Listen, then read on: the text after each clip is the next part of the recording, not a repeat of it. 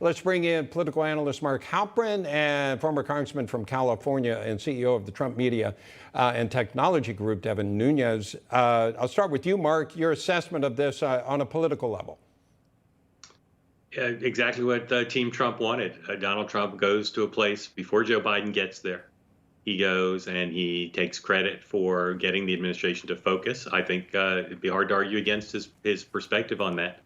And he comes bearing water and more help. So photo ops matter, showing you care matter, shining a spotlight matters. And this, for the Trump organization, I think is going to become, for the campaign, a model for how nimble he can be with the access he has to the airways, to a plane, and to the kind of rhetoric that is going to bring hope to that part of the state. Devin, what stood out to me was when the former president started speaking, he specifically said, "You are not forgotten." And I think those are such powerful words to not just the residents of East Palestine at this point, but to Americans in general. Well, I'll tell you this, too. One of the things that struck out to me was the discussion of President Trump talking about getting the Trump water from all of his hotels. And look, I might have thought, and I think normal people think, oh, maybe that's just President Trump, just saying that, and maybe he got some water bottles with Trump on them. Well, I can tell you this because I was at Mar-a-Lago on Sunday morning for a meeting and talked to the head of kind of the operations there, and he told me that he got this call from President Trump the night before and told him to get every single bottle of water that you have on the property. We're taking it to Ohio.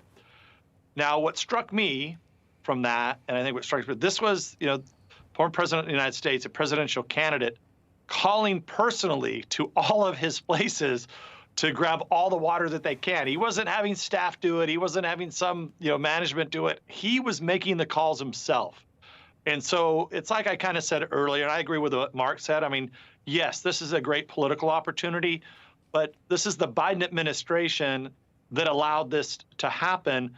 And like I said earlier, this is, if you do the right thing for the right reasons, I think good things happen. And the fact that nobody from the Biden administration went out there for nearly 3 weeks is really unexplainable. And then to make the mistake of going over to Ukraine when people don't understand the whole purpose of what's going on there, and people don't understand why are you not trying to bring Russia and Ukraine together to try to solve this before we get ourselves in even deeper. I think the contrast, and I'm trying to be unbiased here and just give you kind of my personal perception of being in politics. Yeah. I think this looks really bad for the Biden administration. Yeah, and Mark, the president kind of ticked off some things when he came in, said some good things about the citizens getting together, about the first responders.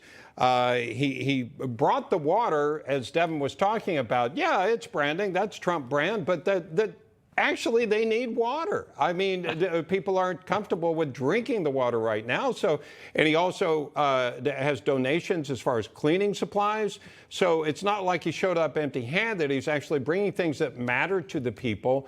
And there's almost, for Trump, a no-lose situation right here, because he came in, things happened as soon as he announced he was going there, and he brought some things, and he said, we'll be back if things don't get better. Yeah, look, I know what Democrats are going to say. They're going to say it's a stunt, it's a photo opportunity, and Donald Trump and Republicans supported railroad deregulation that may have caused the accident. They'll say all that. But remember, Donald Trump is a former president. He's also a presidential candidate.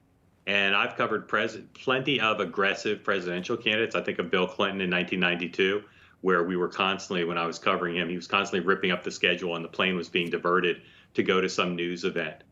Donald Trump has had more trouble being in the news than he used to. Part of that is bias from the dominant media, but part of it is news. The first 3 letters of news are NEW. If he keeps this up, if he starts going places, bearing gifts with something to say that outflanks Joe Biden, that's an aggressive presidential candidate. And that's what a lot of his supporters wanted to see. They don't want to see him sitting at Mar-a-Lago stewing. They don't want to see him on a golf course. They want to see him doing stuff that affects the real lives of real people, even if it's a photo op. And today was a very effective one. Yeah, Devin, how damaging do you think this is to the Biden administration, not just in this moment, but as we look ahead towards 2024? Well, look, I think this is a self-inflicted wound.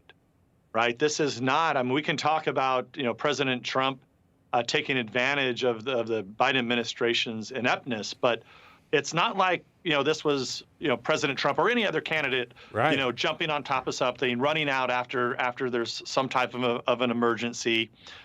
Look, this is 3 weeks. Yeah. I mean, that's why this is so ridiculous. It's not like it went on and on and on and got worse and worse to where finally, I mean, I'm surprised that it took President Trump this long to actually go out there, because it was kind of an obvious move that Biden administration let happen. Clearly a miss by the current administration. Devin Nunes and Mark Halperin, thank you so much for being with us about talking about this as we just saw President Trump speak. And there's also a statement now from Norfolk Southern that has just come across. Right. Their CFO, Mark George, says, quote, "We take full responsibility and are fully dedicated to making things right," after, of course, the train derailment in East Palestine.